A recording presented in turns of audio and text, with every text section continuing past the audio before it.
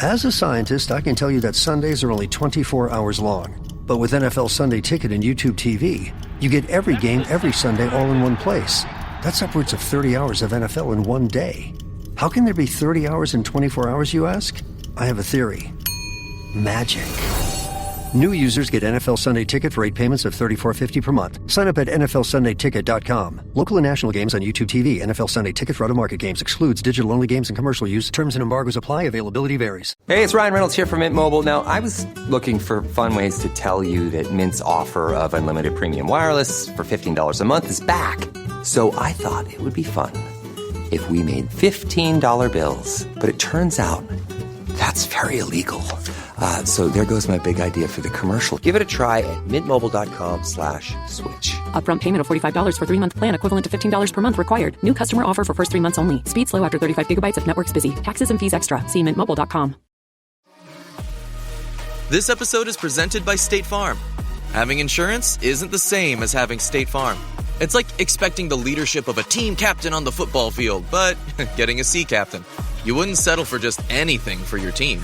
Shouldn't it be the same for your insurance? So don't settle for just any insurance when you can go with a leader. State Farm.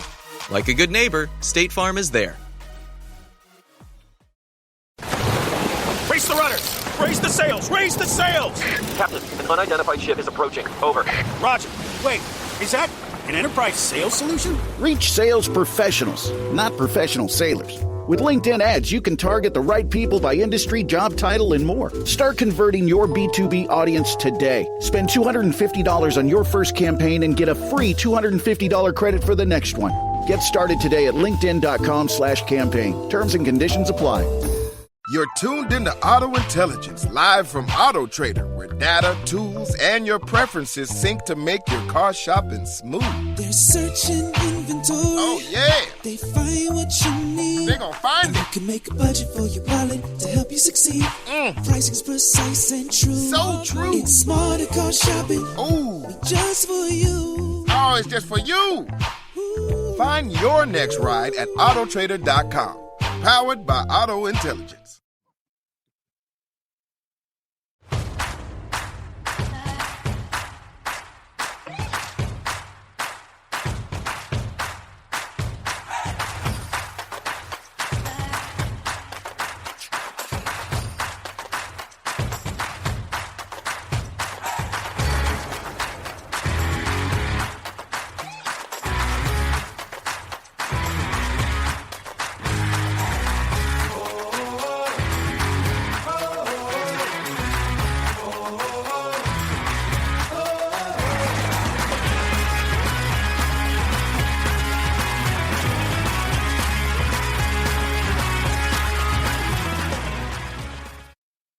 What is going on, everyone? Welcome to Armchair Scouts. It might be mid-September, but it's always draft season here at the Armchair Scouts. We're talking week 3 of college football, our top takeaways, and we're also going to look ahead to week 4, do more prop bets and weekly picks, and do some more predictions. Joining me, Ryan Reese at Philly Sports PSA. What's up, Ryan?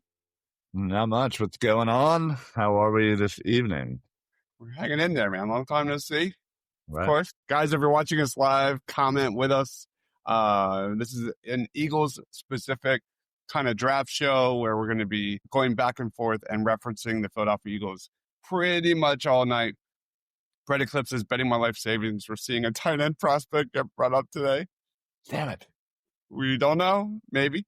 Maybe not. Who knows? Let's talk week 3 top takeaways. Down goes Clemson, Ryan.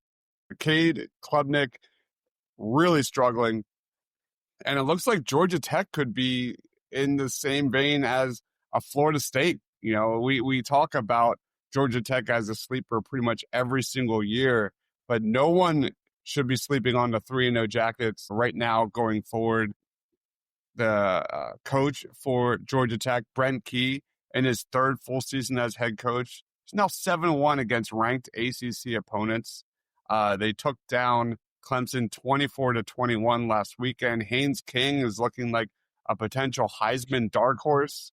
And this weekend, they go up against the dreaded Temple Football Owls. this Saturday. So watch out. So anyway, Clemson, man, that was a big loss. Yeah, that was shocking. I unfortunately wasn't able to kind of keep my eye, on the game. But man, I was watching every time I score. I got an alert, and I was just jaw on the ground. I was shocked. Also, Carson Beck is back.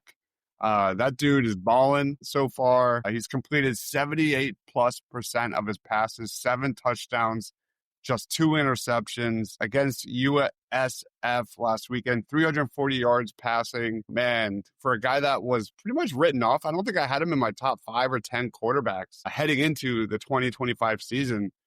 I was one of the dudes that wrote him off. And sure enough, he looks like comeback player of the year, man. He's balling. Yeah, listen, clearly things are going on down in Miami there. Team's looking nice. I thought they would handle USF. But yeah, they looked real good against them. Gosh, that Miami-Florida State game in early October is going to be nuts. I'm going to be at the beach, too. That's going to be a fun weekend. Sweet. Any other takeaways from week 3? I think, this season really isn't going, I think, how a lot of people thought. And there's been a lot more upsets earlier this year than I think, we were expecting. So I fully kind of expect that to be the new norm for this year, that kind of expect the unexpected. I did expect Cade Klubnik to struggle a little bit. I did not expect Arch Manning to struggle the way he has. Stockton, I was wrong on him. I thought Stockton looked really solid.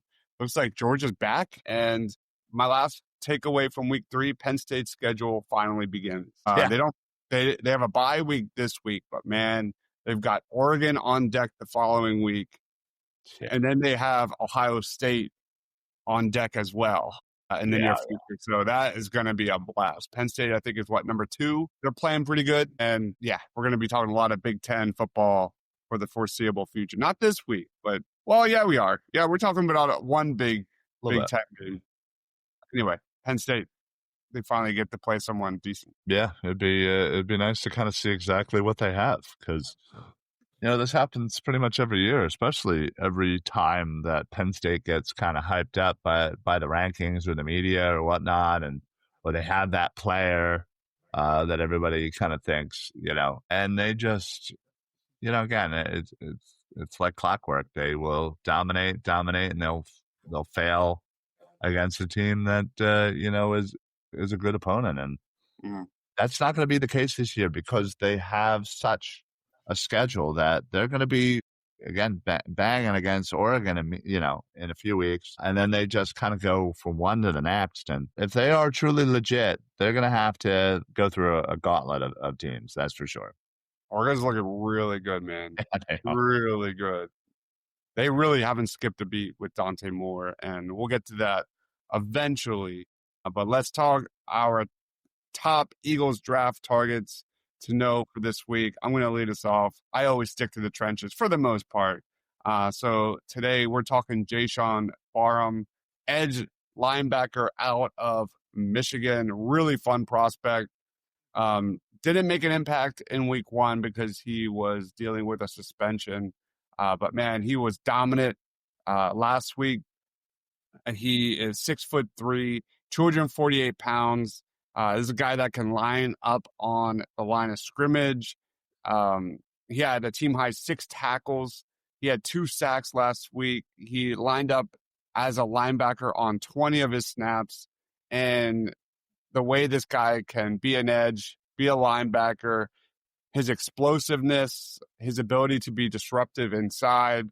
He needs to improve his coverage responsibilities, but I think he's got the traits to do it at the next level. This was a guy that I had breakout candidate written all over in 2024. It didn't happen, him coming out of Maryland, but I think Barham has Eagles written all over him. Great size, length, explosiveness. I think he could be a top 100 player when it's all said and done. I really like him a lot. Nice.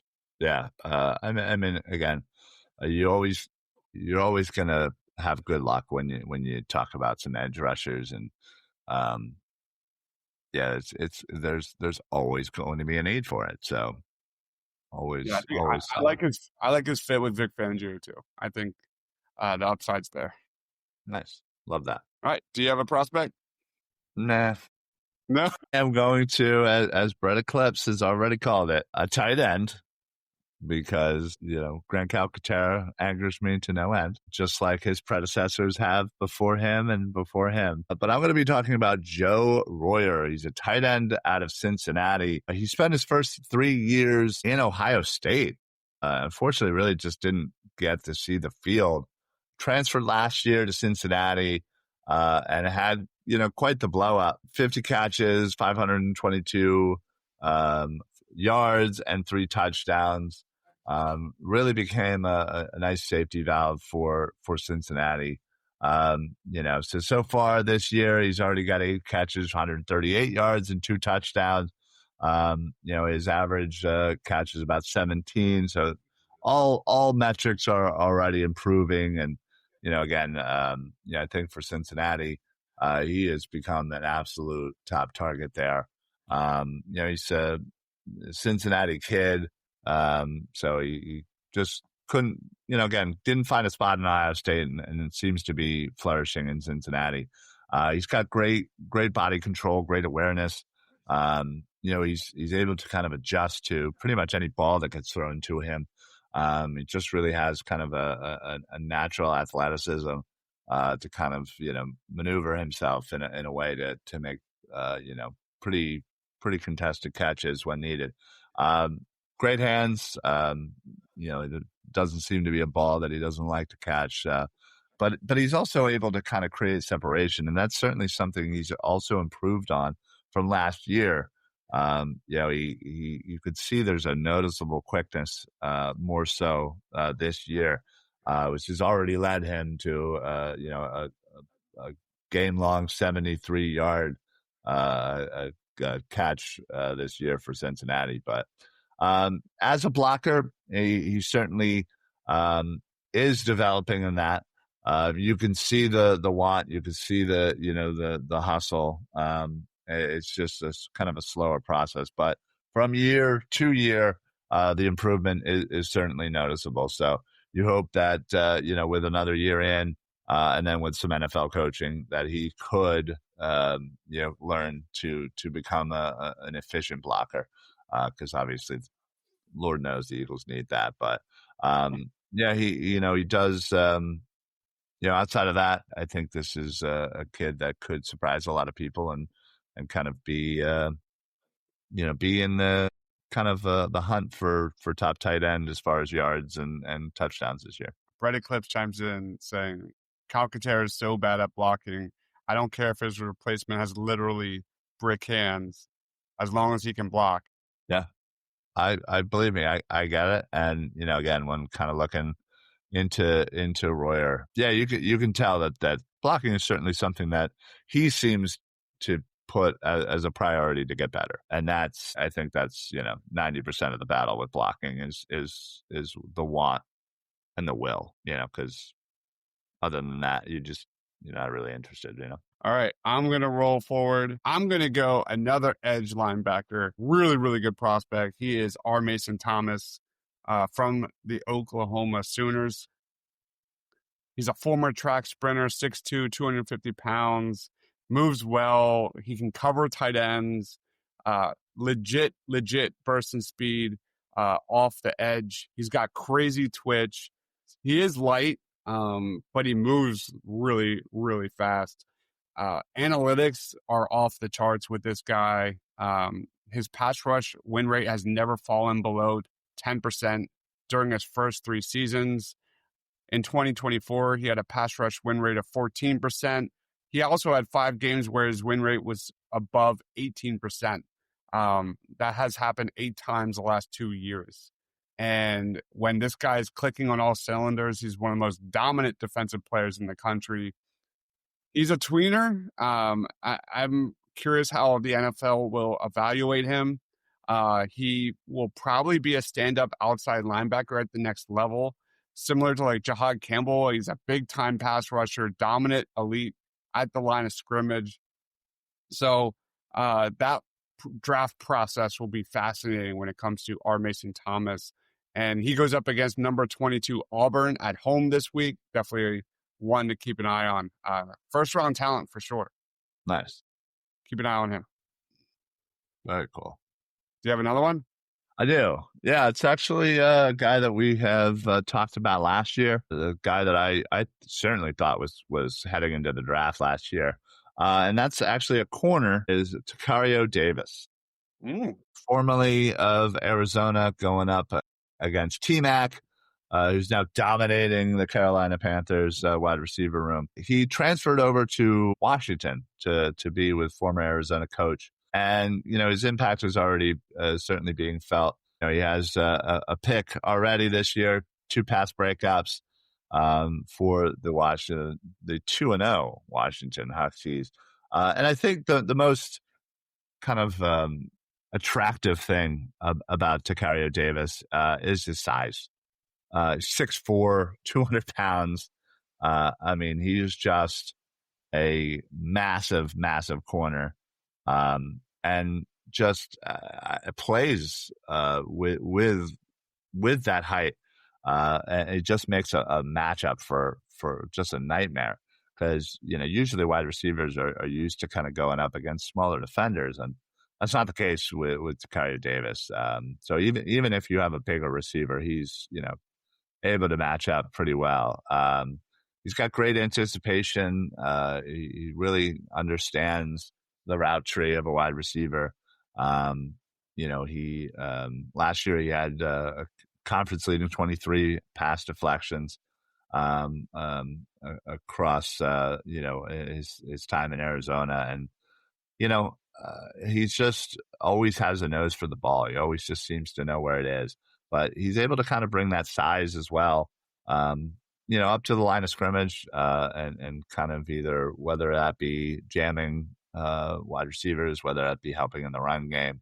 But he is the in my opinion, the perfect size corner. And he's got the speed to kind of to match, where you think, somebody that size isn't the quickest, but he can certainly match out. Doesn't necessarily have the greatest, straight line speed, but I think his agility and his, turnability is where the quickness comes in. So Takario Davis now with the Huskies. I am very interested to see where this kid goes. I would love for him to kind of be, a early mid-round draft selection for the Eagles. I think he could absolutely help there, because they clearly have a need for CB2. Really good shout out. I remember hyping him up last year during the preseason. Didn't really have a good season there. I think it was for Arizona. Yeah, it was Arizona. Didn't have the greatest of years last year. I think kind of, maybe took a step back, but already so far, like I said, in Washington, he has a pick. His impact is being felt so far. Hopefully he continues it, because like I said, if he's able to kind of keep the production up, I think with that size, NFL teams are gonna fall in love with this guy. He's given up just 1 reception on 7 targets. Pretty legit. He's not bad. I haven't really played anybody yet, but that's a good one. It's a good shout out. Brett Eclipse chimes in, says not a position of need, but he's keeping an eye on Michigan State's Nick Marsh against USC. Michigan State, I think, is 3-0. Sorry for your loss last week too, man. I thought Pitt had it. Yeah, no, that was another thing. I was just so back and forth, and just like, they'd score, and then I was a little upset. The backyard bash didn't really brawl didn't go our way. So it is what it is. All right. So those are our week 4 Eagles draft targets. This is everyone we've covered. For the Philadelphia Eagles, we have covered a decent amount of tight ends already. Max Clare, Kenyon Sadiq, Jack Endries, Eli Stowers, Brett Norfleet.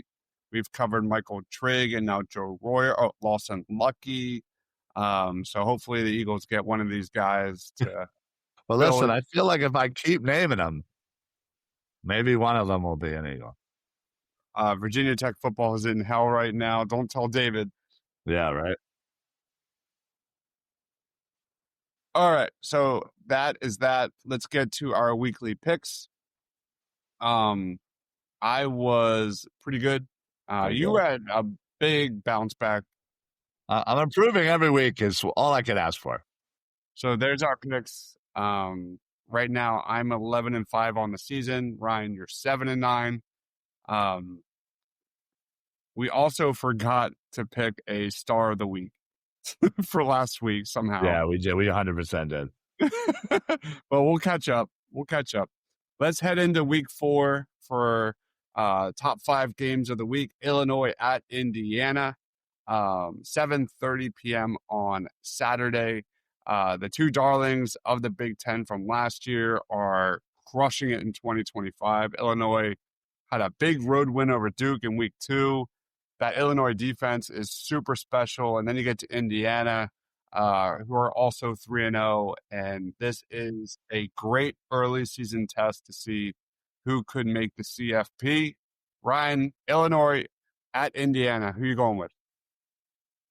This is tough because I feel like both these teams are kind of very similar in the of kind of where they are, as far as talent wise. I feel like this game is at Indiana. I feel like this one's kind of a toss up for me. So I usually go toss ups to the home team. So I'll go Indiana. Nice. I'm going to go Illinois. I'm a big believer in their defense. All right. Good. One I could catch up on. There you go. All right. Let's roll on to South Carolina at Missouri. South Carolina could be missing Manoria Sellers in this one. He got a concussion last week. Oh. And after that, I mean, the Gamecocks could not find the end zone with their backup there. Missouri is torching it right now. They've got a 3-0 start. They're ranked in the top 25. Penn State transfer quarterback Bo Prabula, I can't say that, has been playing pretty well. But Ahmad Hardy, a running back for the Missouri Tigers, is riding off of back-to-back performances of over 100 yards and a touchdown.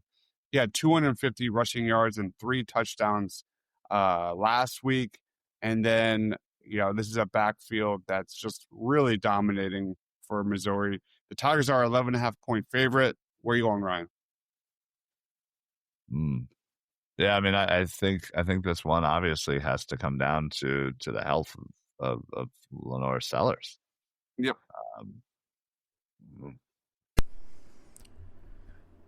Your season, your shot. The NFL season is rolling, and every touchdown can bring you closer to a payout with DraftKings Sportsbook, an official sports betting partner of the NFL. From first touchdown score to anytime touchdown props or the thrill of live in-game betting, every snap is loaded with opportunity. And this one is specifically for new customers who can bet just $5 and get $200 in bonus bets instantly. Plus over $200 off of NFL Sunday Ticket from YouTube and YouTube TV. Download the DraftKings Sportsbook app and use code PINPULL. That's code PINPULL to get $200 in bonus bets instantly when you place your first $5 bet. Plus over $200 off of NFL Sunday Ticket from YouTube and YouTube TV. In partnership with DraftKings, the crown is yours. Gambling problem? Call 1-800-GAMBLER. In New York, call 8778-HOPE-NY or text HOPE-NY. That is 467-369. In Connecticut, help is available for problem gambling. Call 888-789-7777 or visit ccpg.org. Please play responsibly. On behalf of Boot Hill Casino and Resort, Kansas, 21 plus age and eligibility varies by jurisdiction. Fees may apply in Illinois. Void in Ontario. Bonus bet expires 7 days after issuance. See sportsbook.draftkings.com/promos. NFL Sunday Ticket offer for new subscribers only and auto renews until canceled. Digital games and commercial use excluded. Restrictions apply. Additional NFL Sunday Ticket terms at youtube.com/go/NFL Sunday Ticket/terms. Limited time offer. This episode is brought to you by Nespresso and Cerma Origins by the Weekend Coffee Collection. Introducing Samra Origins. My collaboration with Nespresso is a connection to my roots, to my mother, Samra. Coffee that hits the right notes. It transports you. Crafted with unique notes and bold, soaring flavors. Experience a taste that moves you. Nespresso and Samra Origins. Discover more at Nespresso.com. This episode is sponsored by Friskies, who would like to tell your cats hi. Now, if that didn't get your cat's attention, there is one thing that always does the trick. Just pour some Friskies crunchy food in the bowl and you'll hear those paws come running. Works every time. With so many Friskies choices, you can always bring your cats running from their secret napping spots. There's always more to explore. See for yourself at Friskies.com or visit your local store. If you thought goldenly breaded McDonald's chicken couldn't get more golden, think Golder. Because new sweet and smoky special edition gold sauce is here. Made for your chicken favorites. At participating McDonald's for a limited time. As a sports fan, I have to confess. Sometimes the game gets kind of boring. That's when I unfold my Samsung Galaxy Z Fold 7 and use multi-window viewing on its large screen. Boring game? I'm checking out my fantasy baseball league at the same time. Score still 1-0? I'm replying to emails in the other window, scoring points with the boss. Semifinals finally getting exciting? I'm buying tickets to the finals and booking my flights. Can your phone do that? The new Galaxy Z Fold 7. Get yours at Samsung.com. I was never a big believer in South Carolina. That is true. I'll go Missouri. Made that known. Jeez. When let's say when do they play? It's 7 p.m. on Saturday. 7 p.m. on Saturday. It's in Missouri. At Missouri. Yeah, I think just with the uncertainty of South Carolina, the health, and I'm gonna go Mizzou. Yeah. All right. Auburn at Oklahoma, 3:30 on Saturday. Both teams have some new looks. Remember Jackson Arnold? He was with Oklahoma. He went to Auburn. Now you got John Mateer in Oklahoma, and he looks like arguably the Heisman player at the moment. He is balling. The Sooners just dominated Temple all Saturday last week. Their ground game had 228 yards, 4 touchdowns. Their defense held the Owls to 1.9 yards per play. Oklahoma is just a 5.5 point favorite. Auburn has a star in Keldrick Falk, their edge rusher, but I think Oklahoma easily covers that. So I'm going Oklahoma. Yeah, I'm with you on Oklahoma. I really liked what I've seen out of Mateer. He absolutely looks legit. He looks like what Jackson Arnold should have been all along. Yep. All right, let's roll on to Texas Tech at Utah. This could be a preview of the Big 12 championship. The Red Raiders quarterback Baron Morton is balling. He has 3 consecutive games of 3 passing touchdowns, second in a row of 250-plus passing yards, and the defense has had a takeaway in every game this season and hasn't allowed an opponent to score more than 17 points this fall. Enter Utah, who has one of the best defenses in college football. They've only allowed 25 combined points to date.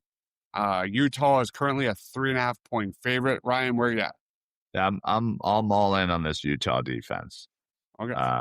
Yeah, I'm a big fan of that defense, and yeah, I don't know. It's going to be a tough task because, yeah, like you said, Texas Tech, the quarterback has certainly been balling out so far this year. So, yeah, I think it's going to be a close one. I think this one's such a toss-up. Fortunately, I agree. I'm going to go Utah. And then we get Miami at Florida. Florida's struggling, man. DJ Lagway, 5 interceptions last weekend.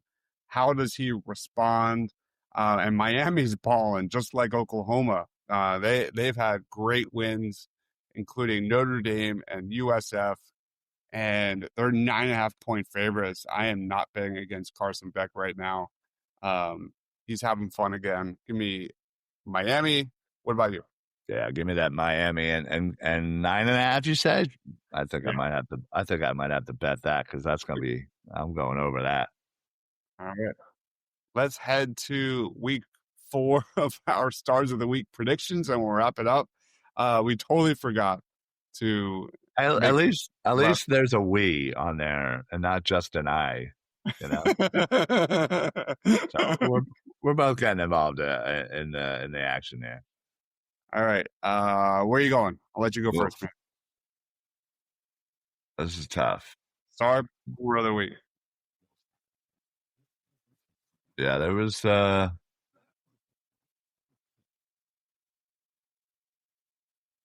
couple of people I was kind of looking at, but I think. Oh, I'm sorry.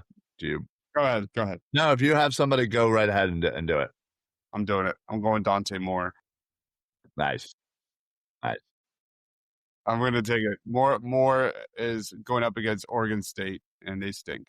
So yeah, that they do. I'm going to take the layup. Hopefully, I get 3 touchdowns. Yeah, I think.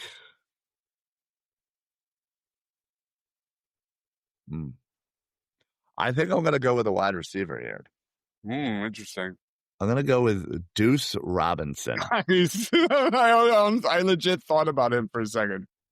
Yeah, I mean, listen, they're playing Penn State. Yeah, again, the Florida State team is rolling.